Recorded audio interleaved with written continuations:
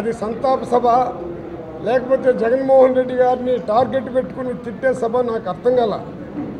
దీన్ని కూడా వీళ్ళు ఒక రాజకీయంగా తీసుకొని నాగిరెడ్డి గారు చనిపోతే సభకు సంతాపం చెప్పేదానికి కూడా రాలేదు.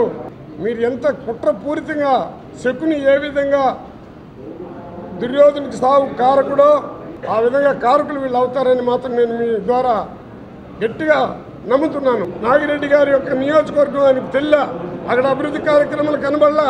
ఈరోజు ఆయన చనిపోయినాక ఆయన ఆశయాల కోసం అభివృద్ధి కార్యక్రమాలు చేస్తాడంట.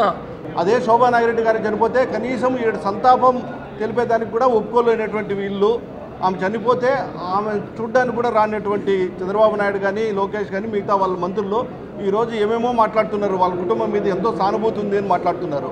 ఆ రోజు లేదా సానుభూతి ఈ 3 ఏళ్ళకే ఎక్కువ సానుభూతి పెరిగిందా? ఈరోజు సానుభూతి పెరగడానికి కారణము ఆయన వాళ్ళ పార్టీలో చేరాడు వాళ్ళ ప్రలోభాలకి.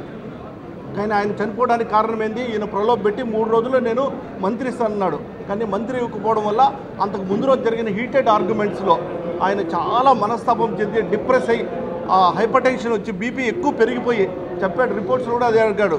వాళ్ళు కూడా చెప్పారు బీపీ షూటప్ అయ్యి హైపర్ టెన్షన్ వచ్చి హార్ట్ అటాక్ వచ్చింది అని చెప్పారు. దానికి ఆ హార్ట్ అటాక్ రావడానికి కూడా కారణం ఇండైరెక్ట్గా కాదు డైరెక్ట్గానే చంద్రబాబు నాయుడే కారణం, ముద్దాయి కూడా. మరి ఈరోజు మొట్టమొదటిసారిగా సానుభూతిని తెలియజేసింది మా అధినేత జగన్మోహన్ రెడ్డి గారిని కూడా తెలియజేస్తున్నాను.